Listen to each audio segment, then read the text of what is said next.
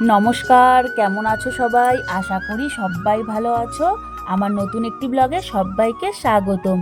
আজ হচ্ছে সোমবার, আর সোমবার সকাল থেকেই কিন্তু আমার ব্লগটা স্টার্ট করে দিলাম। আর দেখো, সবার প্রথমে আমি সব বাসি কাজ সারে এবার যে ফুলগুলা তুলে নিচ্ছি। তো সকাল সকাল ফুলগুলা তুলতে কিন্তু দারুণ লাগছে, আর ফুলগুলা কিন্তু একদম তরতাজা, যেহেতু একটু বৃষ্টির জল পাইছিল। তো সেহেতু দেখো সবগুলো ফুলই কিন্তু আমার টসটসা ফুটে আছে, দেখে কিন্তু লোভ লেগে যাচ্ছে।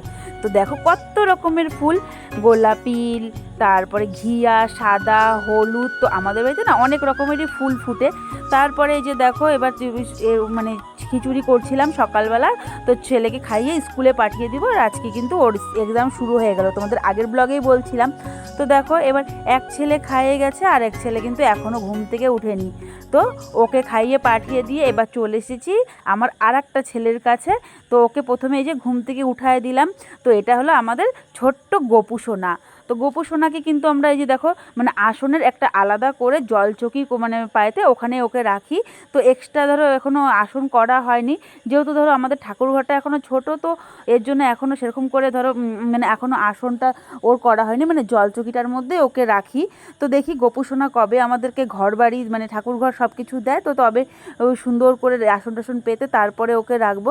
তো দেখো, এবার কিন্তু ওকে এই যে খাইতে দিয়ে দিছি, এবার দিয়ে দেবো কিন্তু একটু ওকে ধূপকাঠি আর প্রদীপটা জ্বালাবো। আর জানো, আমি মানে ধূপকাঠি প্রদীপ জ্বালাইছি, কিন্তু ওকে আমি ফুল দিতেই ভুলে গেছি। তো ফুলের সাজিটা কিন্তু আমার সামনে।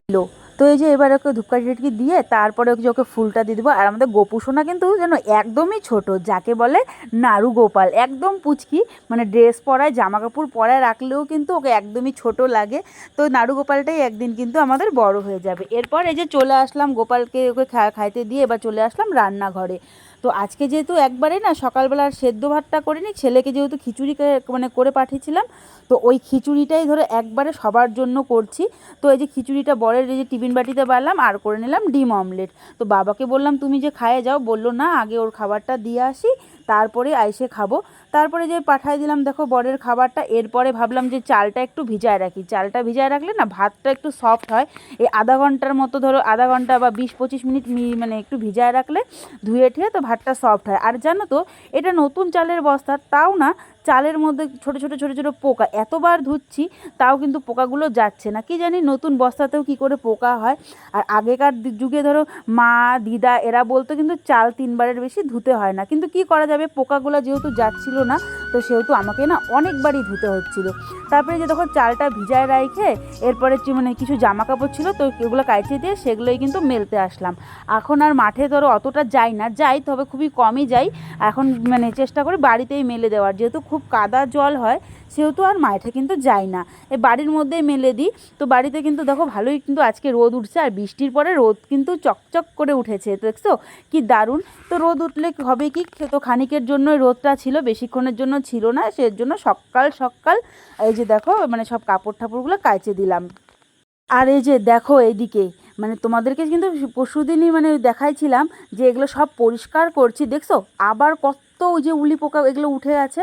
তো আর দেখো এই যে ফ্রিজের কোনায়, দরজার চিপায়। তো চলো তোমাদেরকে আরও দেখাই আরও কোথায় কোথায় হয়েছে। তো এই যে এদিকে দেখো, এই যে কিছুটা পরিষ্কার করা হয়েছিল।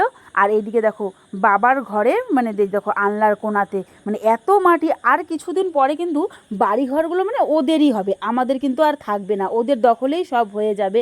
মানে বাড়িঘর ছেড়ে আমাদের পালাতে হবে। যে ঠাকুর ঘরেও, মানে ঠাকুর ঘর কোনো ঘর আর বাদ দেয়নি। মানে কি যে করব এগুলোকে নিয়ে আর পাবি না। আজকে ভাবছি যে এদেরকে, অতিথিদেরকে আজকে তাড়ানোর ব্যবস্থাই করা যাক। তো এই যে দেখো, প্রথমে আমি সব মাটিগুলোকে আগে ভালো করে পরিষ্কার করে নিচ্ছি।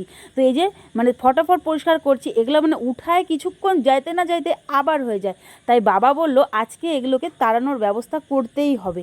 তো দেখো প্রথমে মাটিগুলো পরিষ্কার করে, আর দেখো ওই যে ফ্রিজের কোণাটায় দেখছো কত হয়েছে, মানে ওইদিকে আমি ভাবি নাই যে হয়েছে। তারপর দেখো টাইনে টাইনে টাইনে টাইনে এগুলোকে নিয়ে আসলাম, নিয়ে এসে সব মাটি কিন্তু পরিষ্কার করে নেব। আর এই যে এদিকে বাবা এর মধ্যে না ব্লিচিং পাউডারগুলো যে দেখছো, ব্লিচিংগুলোর বরং একদম ফুটাগুলোর মধ্যে ভালো করে একটা প্রেক দিয়ে, তো যত দূর মানে ফুটা মানে একদম ঘুষে করে করে করে দিয়ে তারপরে এর মধ্যে দেখো এই যে সিমেন্টকে একদম প্লাস্টার করে দেওয়া হলো। এই যে দেখো সিমেন্ট দিয়ে ভালো করে যে প্লাস্টারের মতো করে একদম দিয়ে হলো ব্লিচিং পাউডার আর সিমেন্ট দিয়ে, তারপরে দেখা যাক আর কতদিন মানে অতিথিরা আর না আসতে পারে। তো এবারে দেখো সব এগুলো দেওয়া হয়ে গেছে, এবার আমার কিন্তু ঘর দুয়ারও সব মোছা হয়ে গেছে। আর এবার সকালের বেলায় ছেলেকে যখন স্কুলে দিতে গেছে বরমশাই নিয়ে এসেছিলো যে এগুলো সবজি। তো আর এই যে দেখছো পাট শাকগুলো, তো পাট শাকগুলো না অনেকটা বড় বড় পাতা, তো এরকম পাতা খাইতে ভাল লাগে না। তো এবার সব দেখো আমি সব প্লাস্টিকের থেকে সব কিন্তু বাইরে বের করে রাখতেছি, আর আলাদা আলাদা করে সব কিছু ভরে কিন্তু প্লাস্টিকে রাখবো। আর এই যে দেখো কত সবজি নিয়ে আসছে, মানে অল্প অল্প করে নিয়ে আসছে যেহেতু বর্ষাকাল না, তো বর্ষাকালে সবজি কিন্তু বেশি থাকে না। তো এই যে দেখো এবার সব কিছু অল্প অল্পগুলো করে আমি ছোট ছোট করে প্লাস্টিকে করে এগুলা ফ্রিজে রেখে দিব, তাহলে কিন্তু একটু ভালো থাকবে। আর ফ্রিজের বাইরে রেখে দিলে কিন্তু যেহেতু বর্ষাকাল, তো সবজি কিন্তু তাড়াতাড়ি পচে যাবে, মানে বেশি দিন ভালো থাকবে না। তো তারপরে দেখো এই যে সব টোপলা মানে প্লাস্টিকে ধরে আলাদা হয়ে গেছে। এবার দেখো আমি সব শাক পাতা কিন্তু বাইছে নিচ্ছি। প্রথমে যে পাট শাকটা বাইছে নিচ্ছি, আর তারপরে যে পটল, আর হলো করবো হলো কাঁকরোল ভাজা, পটল ভাজা, কাঁকরোল ভাজা, পাট শাক, আর করবো হলো মুসুরির ডাল। আর আগের দিন যেহেতু চিকেন করা হয়েছিল, তো চিকেনের না বেশ খানিকটা চিকেন থাইকেই গেছে। তো আমার বর যেহেতু চিকেনটা আর মানে বাসি চিকেনটা আর খায় না, সেই জন্য ধরো ওর জন্য বাবার জন্য তো এগুলো করবো, পাট শাক ভাজা, ডাল, পটল ভাজা, আর হলো কাঁকরোল ভাজা। আর জানো এই চাকু দিয়ে না আমি পটলটা মানে এত সুন্দর করে ঘষছিল, আমি কিন্তু আজকে ফার্স্ট এই চাকু দিয়ে এরকম করে ঘষছি, আর দারুণ হয়েছিল। তো এবার দেখো রান্নাবাড়া সব কাজ সাইরে চলে গেছিলাম ছেলের স্কুলে ছেলেকে আনতে। তো যেই না ছেলের স্কুলে ঢুকেছি তেই নামে পড়ছে ঝমঝমায় বৃষ্টি। তো দেখো মানে আস্তে আস্তে কিন্তু অনেকটাই ভিজে গেছি, চুলগুলো কিন্তু ভেজে গেছে। ওর বৃষ্টি মানে ওর ছুটি হয়েছিল 2টার সময়, আর বাড়িতে আস্তে আস্তে প্রায় 3টাই বাজে গেছিলো। তো দেখো এই যে দেখছো এখনও কিন্তু বৃষ্টিটা কমেনি। আর আজ যে দুপুর থেকে বৃষ্টি শুরু হয়েছে একবারেই কিন্তু রাত পর্যন্ত বৃষ্টি ছিল। তো দেখো বৃষ্টিটা দেখতে কিন্তু দারুণ লাগছিল, মনে হচ্ছিলো বৃষ্টিতে ভিজি, কিন্তু উপায় নেই। তারপরে যে খাওয়া দাওয়া করে একটু জানলার সাইডে বসেছিলাম, বৃষ্টিটা দেখতে কিন্তু ভারী ভালো লাগছিল। তো অনেক ধরো ছোটোবেলার কথা মনে পড়ে যাচ্ছিলো, বৃষ্টিতে ভিজে ভিজে খেলতে যাওয়া, মাঠে যাওয়া, তো মার কাছে ধরো সেরকম মার খাওয়া, তো অনেক পুরনো স্মৃতি মনে করে যাচ্ছিল। যত পুরনো কথা ভাববো তত কিন্তু বুকের ভিতরটা ধরো খারাপ লাগবে। তাহলে আজকের মতো ব্লগটি এইটুকুই, দেখা হবে একটি অন্য ব্লগ নিয়ে। ততক্ষণ তোমরা ভালো থেকো, সুস্থ থেকো। তো আজকের মতো টাটা।